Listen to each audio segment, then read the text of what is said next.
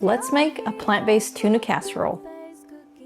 Welcome back to the Whole Food Plant-Based Cooking Show, where we make plant-based cooking easy. I'm Jill, and today we're going to make a delicious and hearty vegetable-filled tuna casserole. Because it's still pretty chilly out at night, but you know, spring is coming, and I don't know what it is about tuna casserole, but it just kind of makes me think of cool spring evenings, but you know, springy, more spring.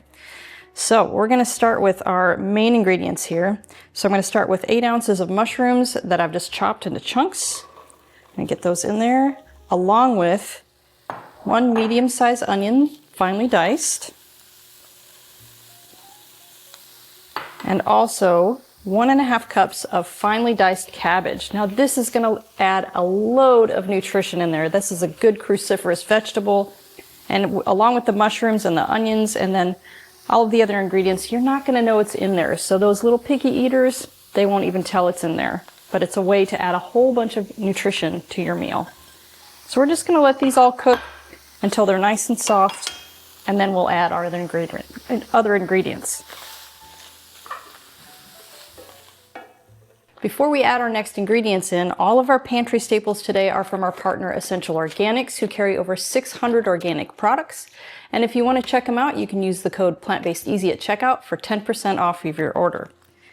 All right, so the next thing that's going in is 2 minced garlic cloves.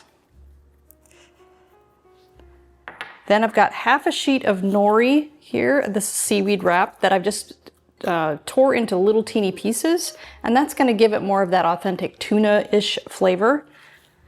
And it's going to add iodine and a bunch of different nutrients that are super good for you, but it's completely optional. If you don't want to use the nori sheets, you don't have to. 1 cup of frozen peas. And then the star ingredient, this is taking place of the tuna. It's going to give you that texture like tuna. These are Butler soy curls. So it's a cup of Butler soy curls that I've already soaked in 1.5 cups of vegetable broth. And I let it sit for about 20 minutes before we put it in here. You need to rehydrate them before it goes into the casserole, or your casserole is going to be kind of dry. So we're going to add that in there. And then we're going to get just a generous amount of pepper in there. And then we're going to stir it, and we're going to let this simmer for, you know, about 5 minutes or so, just to kind of get those flavors all incorporated. Okay, for this next step, you want to preheat your oven to 400 degrees, and you want to parboil your pasta. This is 8 ounces of, I just did curly-Q type of pasta, but you can use whatever type of pasta that you want. Not really pasta noodles, but some type of small-shaped pasta like this. Now we're going to make the delicious sauce that's going to go in here. So I've got 1/2 cup of cashews, 1/4 cup of nutritional yeast, a tablespoon of Dijon mustard. It's going to give it a nice little punchy flavor, and a tablespoon of a low sodium tamari. And then this is 2 cups of unsweetened soy milk, but you can use whatever plant-based milk that you like. I always stress that it's unsweetened. You don't really want to add any more sweetness to this. But I'm going to use probably about 1/3 of this just to mix this together. And then we'll pour the rest together once this is mixed. So you want to just blend this until those cashews are completely pulverized.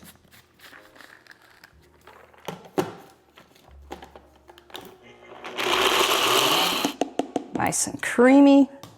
So we're just going to pour that into our pan with the already cooked onions and mushrooms and Butler soy curls.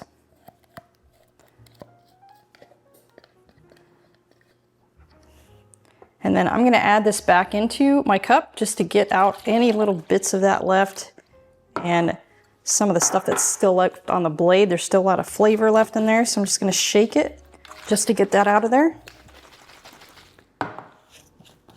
And then pour that into the mixture, along with our pasta.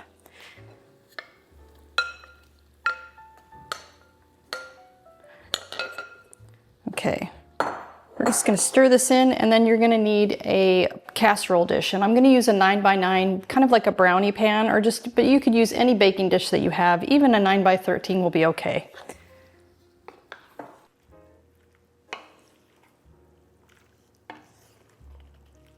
While we're waiting for that, I'd like to share some background on our show.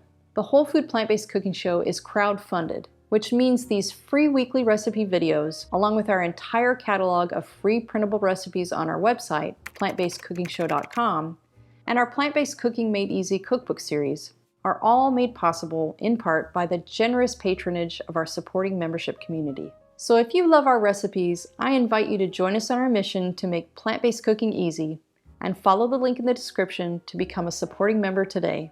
There's no denying the plant-based diet is a nutrient powerhouse, but did you know there are a handful of hard-to-get nutrients even well-crafted diets are often lacking? The latest research suggests that complementing your diet with a few specific vitamins, minerals, and omega-3s will help boost your energy and keep you thriving for the long term. That's why my daily health routine includes Complement Essential. Complement Essential contains the 8 critical nutrients lacking from most plant-based diets in dosages optimized specifically for us. As a special discount for our viewers, just use code Plant-Based Easy at checkout to save 15% off of your order.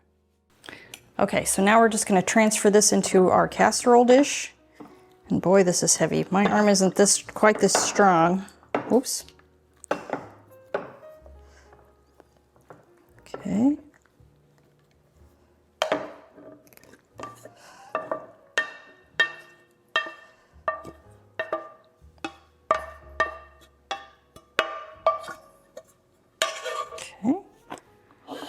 Then I'm just going to smooth the top down a little bit and kind of press the noodles down just a little so they're a little bit more in the juice. And that'll prevent some of them from getting too crispy on the top. Sometimes you get those really, when it overbakes the noodles a little bit, they get a little bit too hard.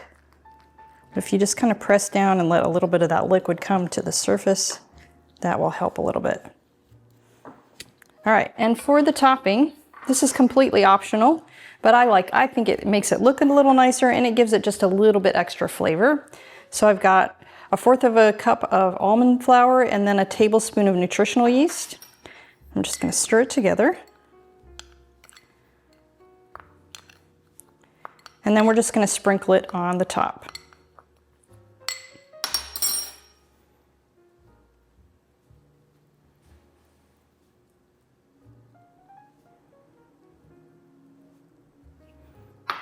And just spread a little bit over there. Okay, and now we're just going to stick it in the oven for 35 minutes.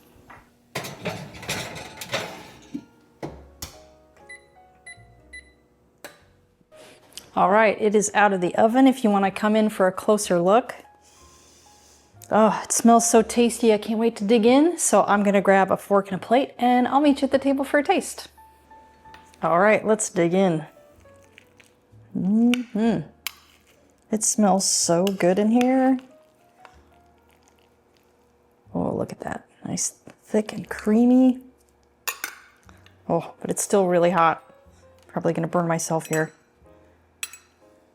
Just gonna take a little bite. Make sure I get some soy curls in there.